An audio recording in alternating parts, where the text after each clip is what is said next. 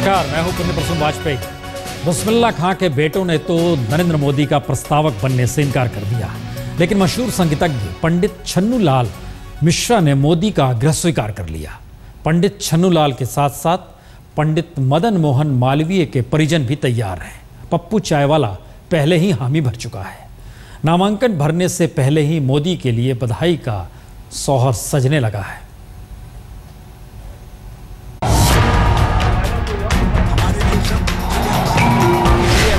मोदी चाहते तो कुछ और थे, मिला कुछ और।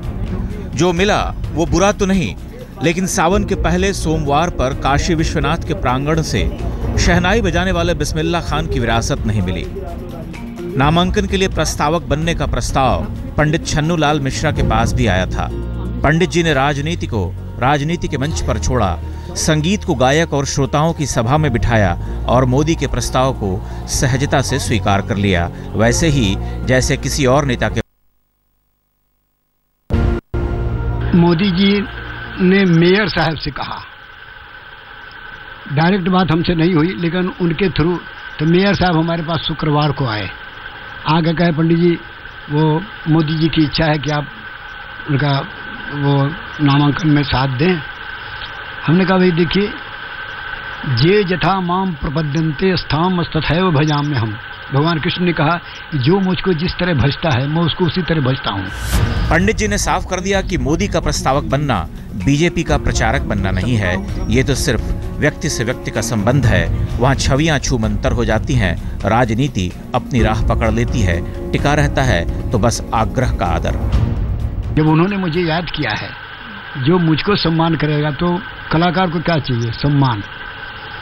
तो जब उन्होंने सम्मान हमको किया है और हमको याद किया है तो हम उनको याद कर रहे हैं, हम भी उनके साथ हैं। नरेंद्र मोदी के नामांकन को काशी की कला, संस्कृति और विरासत से जोड़ने की बीजेपी की योजना तो पूरी है। मोदी के प्रस्तावकों में ऐसे चेहरों को शामिल करने की कोशिश है जिनका जुड़ाव काशी से बरसों पुराना है। लेकिन सवाल ये है कि क्या ये चेहरे भी मोदी के सुर में सुर मिलाने को तैयार होंगे? इससे पहले मोदी के नामांकन के लिए प्रस्तावक बनने का प्रस्ताव मरहूम शहनाई सम्राट बिस्मिल्लाह खान के बेटे के पास गया था, लेकिन उन्होंने मोदी के आग्रह को आदर्श के तराजू पर तौला। उस्ताद के बेटे जामिन हुसैन बोले, अब्बा राजनीति से दूर रहे, इसलिए वो भी किसी राजनीतिक दल से नहीं जुड़ेंगे। हमने यही उनसे कहा कि प्रस्तावक होता क्या है, तो उन्होंने कहा कि ये वो न कहने लगे, हम प्रस्तावक नहीं बनेंगे, इसलिए कि हमारे अब्बा हुजूर उस्ताद बिस्मिल्लाह खान मरहूम साहब ने यही कहा।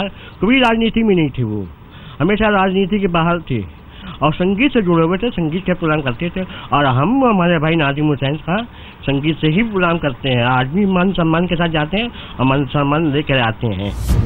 मोदी के प्रस्तावकों में जो दूसरे नामचीन हैं, उनका संबंध पंडित मदन मोहन मालवीय के घर से है। मुझसे पूछा गया कि क्या मैं उनके नाम का प्रस्ताव करने के लिए तैयार हूँ। मैंने कहा मैं सहर्ष तैयार हूँ, मुझे कोई आपत्ति नहीं, मैं करूँगा। इस भाव को मान करके नरेंद्र मोदी जी देश को बिल्कुल आगे ले जाएंगे और सब लोगों की एक साथ एक सर्वधर्म समभाव की बात करते हुए प्रत्येक जाति प्रत्येक वर्ग के साथ में देश को आगे बढ़ाने के लिए वो कार्य करेंगे। इसके अलावा निषाद नाविक है, पप्पू चायवाला है और दो बुनकर हैं। पप्पू चायवाला देश के सबसे चर्चित चाय वाले का निमंत्रण पाकर गदगद है। हमको सूचना दिया गया कि आपका प्रस्ताव का नाम भेजा गया, अपने सारे पेपर वगैरह तैयार रखिए। ये 70-75 साल पुरानी साफ है और मुझे बहुत खुशी है इस बात की कि कम से कम एक चाय बेचने वालों को मोदी जी ने याद किया है। बीजेपी ने वाराणसी से मोदी के नामांकन के लिए प्रस्तावकों की संतुलित सूची बनाने की कोशिश की। उनकी चाहत थी कि गंगा के घाट से शंख भी बजे और शहनाई भी, लेकिन शहनाई शांत रह गई। बहरहाल बधाई का सोहर तब भी बज रहा है। मोदी ने संतुलन बनाने के लिए शहनाई के बदले हथकरघे का संगीत चुना है। लोकतंत्र में जनता क्या बोलती है, इसका इंतजार है। वाराणसी से रीमा पराशर के साथ आज तक ब्यूरो। दरअसल वाराणसी के चुनावी इतिहास के सबसे चर्चित नामांकन में 2 दिन बाकी रह गए हैं। 24 अप्रैल को पूरे शहर को इंतजार है और इसी दिन नरेंद्र मोदी नामांकन दाखिल करेंगे। शहर को, लोगों को भरोसा है नरेंद्र मोदी ही चुनाव जीतेंगे और देश के अगले प्रधानमंत्री होंगे। साथ ही उन्हें मोदी से भारी भरकम उम्मीदें भी हैं। बनारस जो इस वक्त चुनावी अखाड़ा बना हुआ है, चाय की चुस्की पर जो चुनावी चर्चा है वो अपना रंग पकड़ रही है। चुनावी राजनीति गर्म है और सबसे गर्मा गर्म लोकसभा सीट वाराणसी में सुबह सुबह चाय पर चर्चा चल रही है। भगवान विश्वनाथ का दर्शन करने के बाद लोग चाय की दुकान पर जुटे हैं। भीड़ के बीच अचानक नरेंद्र मोदी का नाम सामने आया तो उम्मीदों का पिटारा खुल गया। हम लोगों को बहुत उम्मीद है कि बनारस के लिए वो करेंगे। अभी तक हम लोगों ने पिछले 10 सालों में देखा, यहाँ पर किसी ने कुछ नहीं किया। इनसे देश की बहुत उम्मीद है और बनारस की जनता को बहुत उम्मीद है। बीजेपी नेता नलिन कोहली काशी में कुंडली मारकर बैठ गए हैं। पिछले कुछ दिनों का अनुभव कह रहा है कि वाराणसी के लोगों ने मोदी के लिए पलक पावड़े बिछा रखे हैं। बनारस में आकर ही हम चाय पीते पीते चर्चा बढ़ा रहे हैं। देश में महंगाई, भ्रष्टाचार, बेरोजगारी, गिरती अर्थव्यवस्था, महिलाओं की सुरक्षा, किसानों की दुर्दशा बड़े बड़े विषय हैं। तो सुबह सुबह घूमने चलिए, लोग अपने आप से रोकते हैं, बात करते हैं। तो यहाँ पर एक उत्साह का ऐसा है वातावरण, आप देखेंगे, घूमिए, सड़कों पे जाइए, देखिए, चाय की दुकान पे देखिए, चर्चा है, एक ही चर्चा है कि बदलाव चाहिए, बड़ा बदलाव चाहिए। मोदी का सबको इंतजार है। अब तो 2 ही दिन बाकी हैं। सब मानते हैं कि मोदी आएंगे तो वाराणसी के दिन बहुरेंगे। जिस तरह से बात की जनता में लगा कि जो व्यक्ति अभी चुनाव की चर्चा भी नहीं थी, वो व्यक्ति इतना संवेदनशील है, और जिस तरीके से गुजरात में जनता ने विश्वास जताया, और आम आदमी को भी लगता है, जनरल आदमी को भी लगता है कि मोदी कहीं ना कहीं हमारे लिए भी कुछ करेंगे। भीड़ में एक चेहरा आपका भी है। चेहरे पर 2-2 चश्मे हैं। बाहर के चश्मे से मोदी को देखते हैं, भीतर के चश्मे से केजरीवाल को पढ़ते हैं। कह रहे हैं मोदी तो टीवी के प्रधानमंत्री हैं। पोल कराने की कोई जरूरत नहीं है। आप टीवी बजाइए, शपथ ग्रहण कराइए मोदी जी को और टीवी का प्रधानमंत्री बना दीजिए।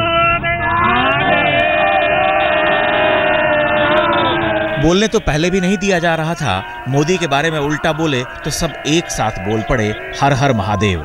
महाशय मौन हो गए। मोदी अपनी उपस्थिति से कई मुंहों से बोल पड़े।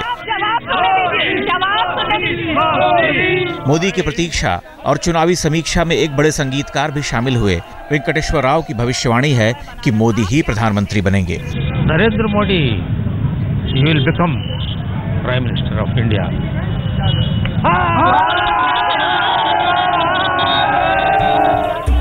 उधर बीजेपी महिला मोर्चा ने मोदी के स्वागत का मोर्चा संभाल लिया है। महिलाओं ने बीजेपी की साड़ी पहन रखी है। काशी के घट घट में शिव बसते हैं। फिलहाल घाट घाट पर मोदी के समर्थक दिखते हैं।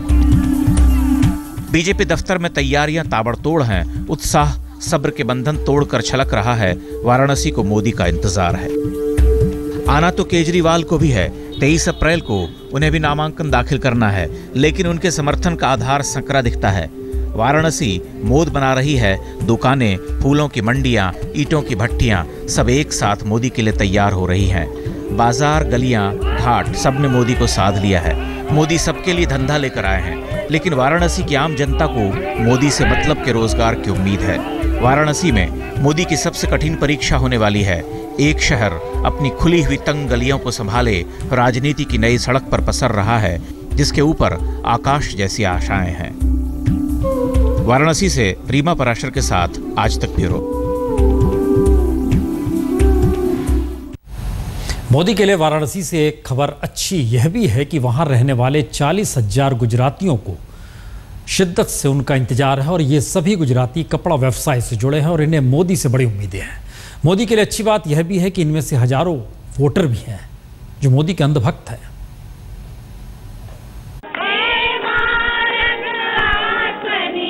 वाराणसी की कई कोणों की संस्कृति में एक कोना गुजरात का भी है, छोटा भी और बड़ा भी। छोटा इसलिए कि अब तक आप और हम जैसे लोगों की नज़र से दूर था, और बड़ा इसलिए कि गुजरात के 70,000 लोग इस कोने में रहते हैं। ये भजन कीर्तन काशी गोपाल मंदिर में हो रहा है। लोकतंत्र के उत्सव में भजनों का महत्व बढ़ गया है। पुष्टि मार्गी वैष्णव संप्रदाय की इन महिलाओं का मकसद वाराणसी से मोदी की जीत है। आपने गुजरात में बहुत उन्नति किया और गुजरात को बहुत सुधारा। हमारे बनारस में भी कम से कम इतना तो कर दीजिए कि बच्चों को पढ़ाई मिले। नरेंद्र मोदी को किसी तरह से भी हर हाल में हम लोग को लेडीज लोग को जिताना है। बस हमारी यही विनती है, मोदी जी बस जीतने के बाद हम लोग का ख्याल रखे, हम लोग को भूल न जाए। कमल पर ही मोहर लगा रहे हैं और इस बार भी हम कमल पर ही मोहर लगाएंगे। सबसे पहले तो ये महंगाई कम करेंगे। वाराणसी के गुजराती समुदाय ने गोपाल जी के इस मंदिर को अपना गढ़ बनाया है और यहीं से नरेंद्र मोदी के प्रचार के लिए टोलियां रोज निकलती हैं। वाराणसी में जो सबके हिस्से में है वही इन्हें भी मिला है, तंग गलियां, खस्ताहाल सड़कें और मेहनतकश जिंदगी। लेकिन अब एक उम्मीद बंधी है कि मेहनत रंग लाएगी। मोदी आए हैं, चाय वाला भी वही सोचता है जो कपड़ा व्यवसायी सोचता है। सब मानते हैं कि मोदी जीते तो वाराणसी बदलेगी। चाय वाले को वोट देंगे, चाय वाले को वोट, और मोदी को वोट देंगे। क्या बेचने वाले मोदी जिंदाबाद है। मोदी जब आएगा जब स्वास्थ्य को बनाएगा। मुलायम सिंह अपनी करता है, लालू यादव अपनी करता है। वाराणसी में रहने वाले गुजराती कपड़ा उद्योग से जुड़े हैं और बुनकरों के साथ मिलकर काम करते हैं, लेकिन धंधा सुस्त चलता है। अब तेजी का भरोसा जागा है तो साथ के बुनकरों को समझा रहे हैं कैसे मोदी ने सूरत की सीरत बदल दी।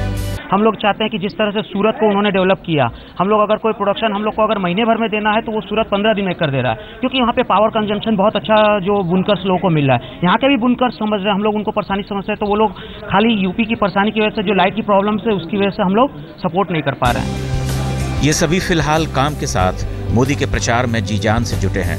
लोगों से अपील कर रहे हैं कि मतदान के समय जात पात न देखें।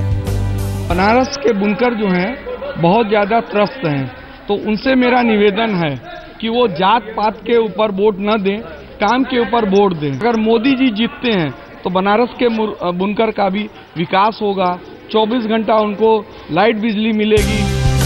मोदी के लिए खबर अच्छी है, वाराणसी में भी एक गुजरात है। वोट तो है ही, वोट के लिए प्रचार भी है। नरेंद्र भाई मोदी से बड़ी उम्मीदें हैं, लेकिन सबसे पहले मोदी हैं और सबसे बड़ी उम्मीद भी उनकी ही है। 40,000 तो गुजराती वोट है और उसके अलावा जो लगभग 1.25 लाख यहाँ मुसलमान वोट हैं, उन पर भी उनका असर होगा। कैमरामैन योगेंद्र सिंह के साथ गौरव सावंत, वाराणसी आज तक।